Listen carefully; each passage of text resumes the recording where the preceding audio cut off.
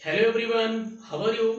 VS innovative GS centre में आपका स्वागत है। कल के वीडियो में हमने आपको बताया कि टालमी कौन थे, कापरनिकस कौन थे। तो एक बार एट ए ग्लांस रिकैप करते हैं कि टालमी कौन थे।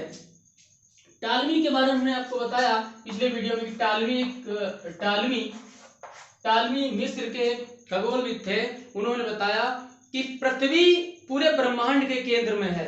ऐसी संकल्पना को जियोसेंट्रिक प्रिंसिपल्स कहा जाता है, यानी पृथ्वी के ही सारे ग्रह चक्कर लगाते हैं, यानी सूर्य समेत सारे ग्रह पृथ्वी का चक्कर लगाते हैं। ऐसी संकल्पना को जियोसेंट्रिक यानी भू केंद्रित संकल्पना कहा गया। उसके बाद 1478 ईस्वी में आए कापरनिकस, जो कि पोलैंड के थे। उन्होंने कहा यह संकल्पना गलत है, यानी टालमी की संकल्पना का खंडन किया और उन्होंने कहा कि पृथ्वी सहित अन्य ग्रह सूर्य का चक्कर लगाते हैं, ब्रह्मांड के केंद्र में सूर्य है। उसके बाद उनको फांसी की सजा दी गई, यानी मृत्युदंड की सजा दी गई।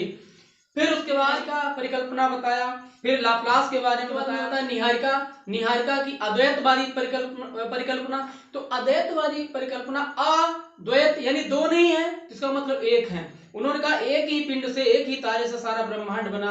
उसके बाद लाप्लास आए, लाप्लास महोदय ने कहा एक तारा नहीं, दो तारे थे। तो ऐसी संकल्पना हमने आपको कल के वीडियो में बताई। उसके पहले भी वीडियो हमने बनाया, उसमें बिग बैंग थ्योरी पूरी है, लाप्लास के बारे में है, चैम्बरलिन है, मोंटानू है, ग्रहण परिकल्पना, सारी चीजें बताई। इवन इमैनुअल कांट के बारे में भी हमने आपको बायबरास की परिकल्पना बताया। सारे वीडियो देखिए, इसे देखने से पहले हमने वीडियो को जरूर देख ले।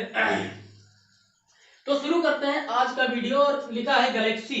तो आज का वीडियो गैलेक्सी यानी गैलेक्सी, आकाशगंगा, मंदाकिनी एक ही चीज है।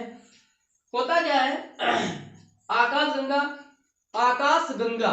यानी पृथ्वी में क्या है, आकाशगंगा का मतलब हुआ गैलेक्सी, मंदाकिनी, आकाशगंगा एक ही बात है और इसको कहते हैं तारों का समूह। ब्रह्मांड में बहुत सारे तारे हैं, ये ब्रह्मांड की बात है। ब्रह्मांड में बहुत सारे तारे हैं, लेकिन एक ऐसा रास्ता बनता है जिसमें बहुत ही ज्यादा तारे हों, बहुत ब्राइटनेस है और ऐसा लगता है कि कोई नदी ऐसी निकली है।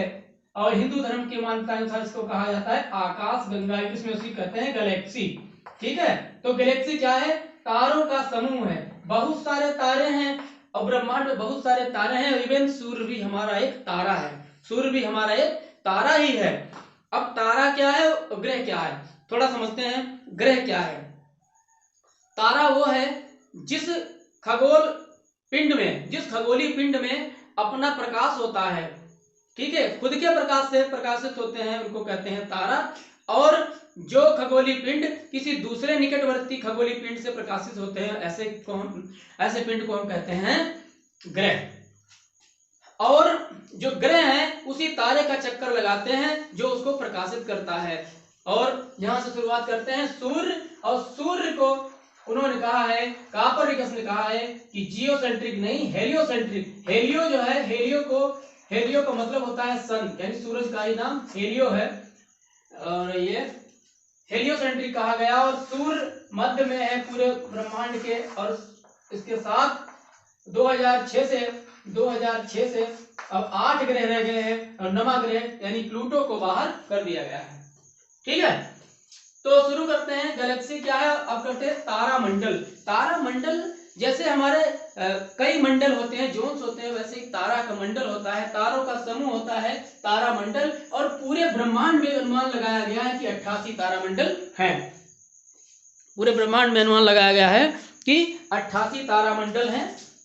और कुछ ऐसे तारामंडल जिनको लगभग सब जानते हैं, जैसे है सप्तऋषि तारामंडल। सप्त का मतलब होता है 7। ऐसी एक ऐसी आकृति, इसमें 7 तारे हैं और इसी कहते हैं ग्रेट बियर। तो एक ग्रेट बियर जो है एक भालू जैसी आकृति बनी हुई है, विशाल का, ग्रेट माने महान या विशाल का भालू, और इसमें 7 तारे हैं। तो ऐसी स्थिति को हम कहते हैं ग्रेट बियर, ऐसी आकृति को हम कहते हैं ग्रेट बियर। और ग्रेट बियर में 1 2 3 4 5 6 7 यानी 1 2 3 4 5 6 7 तारे हैं। तो सप्तऋषि, और पौराणिक बातें हैं कि 7 ऋषि हैं। उनका हम यहाँ पर जिक्र नहीं करेंगे, क्योंकि हमें ज्योग्राफिकल चीजें पढ़नी है, फैक्चुअल पढ़ना है और पढ़ के कंपटीशन क्रॉस करना है। जो पौराणिक बातें हैं वो भी ठीक है यहाँ पर, लेकिन यहाँ जो प्रासंगिक चीजें उन्हीं पर चर्चा करता हूँ। तो सप्तऋषि एक तारामंडल है, इसमें 7 तारे हैं। उसके बाद आता है ओरियन। ओरियन इसको कहते हैं व्याध। व्याध का मतलब था शिकारी, हंटर। तो ऐसी आकृति आप देखिए, एक व्याध है, एक शिकारी है, और ये देखिए धनुष मान लिए हो, ऐसी आकृति बनती है, तो इसे कहते हैं ओरियन। और यह शीत ऋतु में निकलता है, जाड़े के दिनों में ये ओरियन दिखाई देता है। सप्तऋषि हमेशा दिखाई देता है सप्तऋषि के ठीक सामने, ठीक है। सप्तऋषि के